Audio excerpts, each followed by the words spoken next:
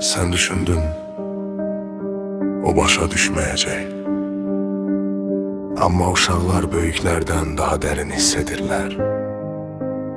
Sən hamı üçün nümunəvə dayaqsan, İstev sakit baxır. Amma oğlum nədənsə sənə gözlərini dikmir. O bilir səssizliyin dəyəri nə qədərdir. O sus sözünün qiymətini öyrənib. Sən istədin, o dodaqlarını sıxdı.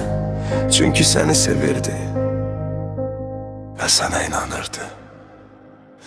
Sən bunu həyat adlandırırdın, o isə sözsüz xəyanət. Sən özünü rollara bölürdün, amma ona yalnız ağrı buraxdın. Oğlun səssizliyi boşluq deyil, bu içə bastırılmış bir qışqırıqdır.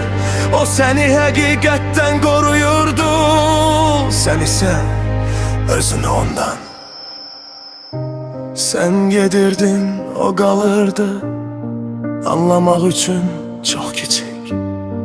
Niyə ana uzaqlaşır? Geri dönəcəyəm sözünü verdiyində belə.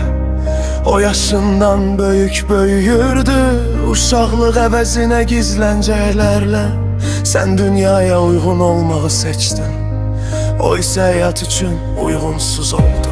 O hər şey gördü, amma haqqı yox idi. Şeyləri öz adlarıyla çağırmağa. Sən onun səssizliyinin arxasına sığındın, bağlı qapıların arxasına. Oğlun səssizliyi sənin müdafiəndir, amma həm də hökmündür. O sənin yalanını çiynində daşıdı, ta ki onun taleyinə çevrilənə qədər. Ana,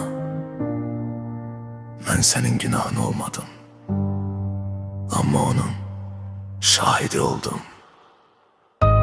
Bir gün o her şeyi bir anda diyecek. Qışqırıq yox, gözyaşı yox, yalvarış yox. Və sən çox geç başa düşəcəksən ki oğlunu yox, ana adını itirmisən.